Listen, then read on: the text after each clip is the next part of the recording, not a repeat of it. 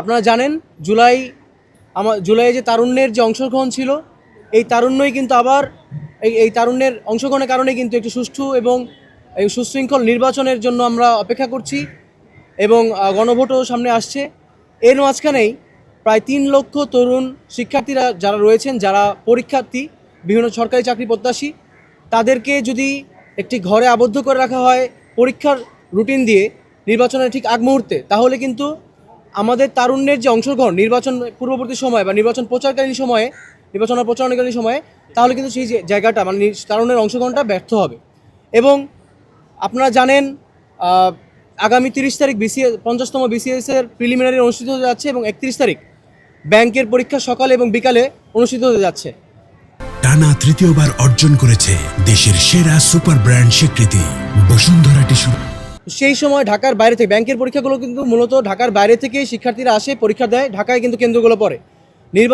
নির্বাচনে প্রচারণাকালীন সময়ে যে জনবহুল পরিস্থিতি সৃষ্টি হবে, যে সম্মেলনগুলো হবে বা নির্বাচনের যেরকম পরিস্থিতি দেখে আমরা অভ্যস্ত, যেহেতু এখানে প্রায় সবগুলো দলই কিন্তু এখানে অংশগ্রহণ করছে, একটি বড় ধরনের ক্রাউড সৃষ্টি হতে পারে, যাতায়াতের সমস্যা হতে পারে, নানা রকম অস্থিতিশীল পরিবেশও সৃষ্টি হতে পারে।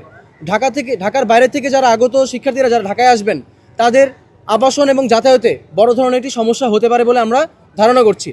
এবং এটা নিশ্চিতভাবে বলা যায়, পরীক্ষার সময় যদি যাতায়াতে ব্যাঘাত ঘটে, প্রায় হাজারো শিক্ষার্থী কিন্তু পরীক্ষার সুযোগ গ্রহণে বঞ্চিত হবে।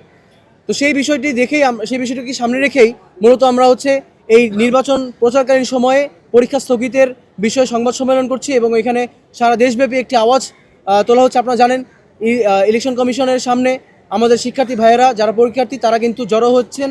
তারাও নির্বাচন কমিশনের কাছে এই দাবিটি জানাচ্ছেন যাতে নির্বাচনের প্রচারণাকালীন সময়ে পরীক্ষা স্থগিত করে পরবর্তীতে কোনো সুবিধাজনক সময়ে যাতে পরীক্ষার রুটিন দেওয়া হয়।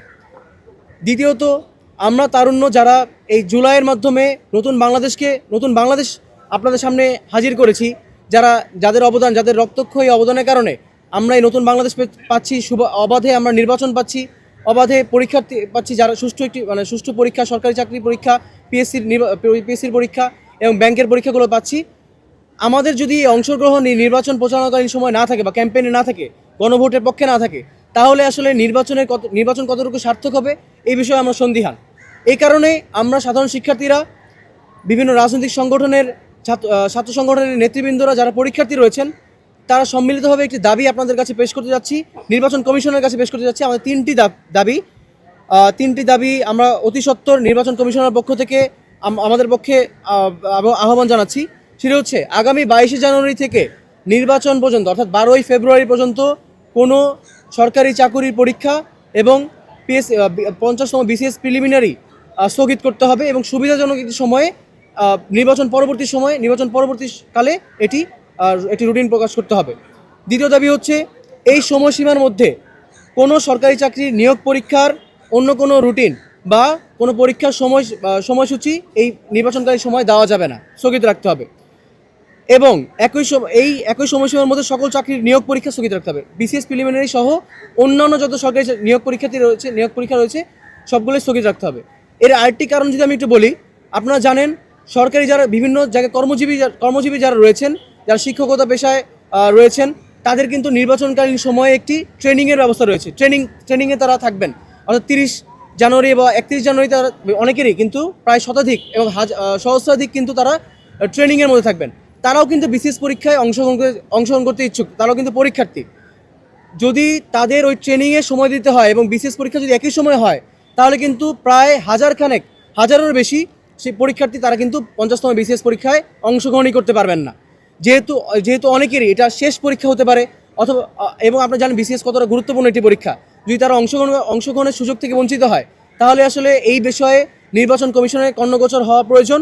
এবং নির্বাচন কমিশনের কাছে আমি আবারও দৃঢ়ভাবে আহ্বান জানাচ্ছি, আমাদের সকল ঢাকা বিশ্ববিদ্যালয়ের পক্ষ থেকে যারা এই পরীক্ষা স্থগিতের ব্যাপারে আওয়াজ তুলছেন, আপনার কর্ণগোচর করে আপনি সুবিধাজনক একটি সময়ে নির্বাচন পরবর্তী সময়ে আপনি পরীক্ষার রুটিন প্রকাশ করবেন এবং আমাদের এই 3 দফা দাবি শিক্ষার্থীদের পক্ষে থাকবেন, 3 দফা দাবি পূরণ করবেন। এই আশাবাদ ব্যক্ত করে আমি আমার বক্তব্য শেষ করছি। সবাইকে ধন্যবাদ।